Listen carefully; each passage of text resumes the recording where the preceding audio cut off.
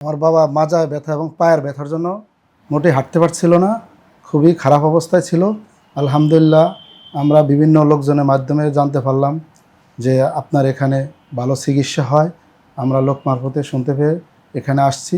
15 দিন চিকিৎসা করার পরে আলহামদুলিল্লাহ আমার বাবা মোটামুটি সুস্থ, এখন আমরা ভালো আছি আলহামদুলিল্লাহ। লাস্ট পর্যন্ত ওনারা অপারেশনের থিওরি দিছে আমাদেরকে, আমরা অপারেশন করব না এই বলে আমরা আপনার কাছে নিয়ে আসছি। আমরা অপারেশন করছি নাকি? না, আপনারা অপারেশন করেন না, ইনশাল্লাহ অপারেশন ছাড়াই আমার বাবা মোটামুটি সুস্থ, এখন আগের চেয়ে অনেকটাই ভালো। জি আলহামদুলিল্লাহ।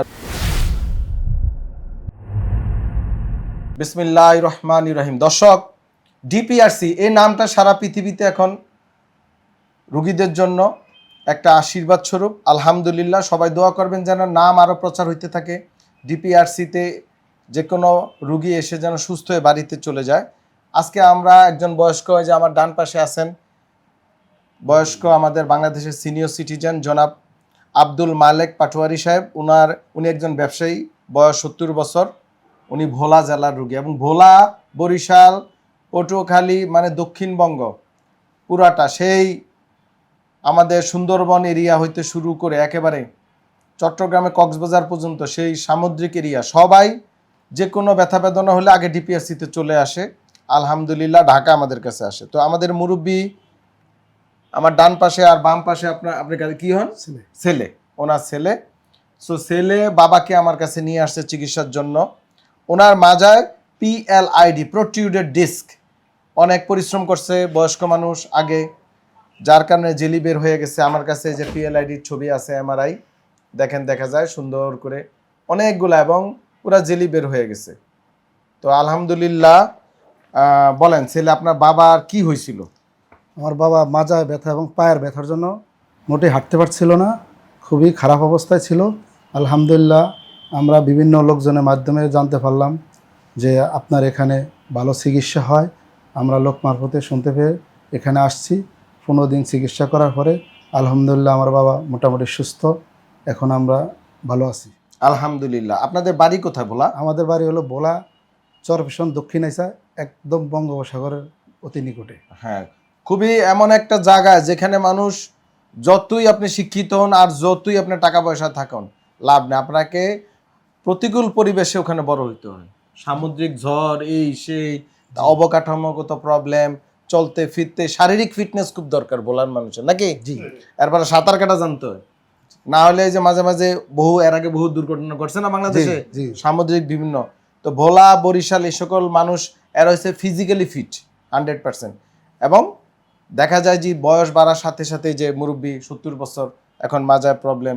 মুরব্বী, আপনার কি কষ্ট ছিল আগে? মানে মাজার কি হইতো? কোমর থেকে ব্যথা পায়ে যাইতো?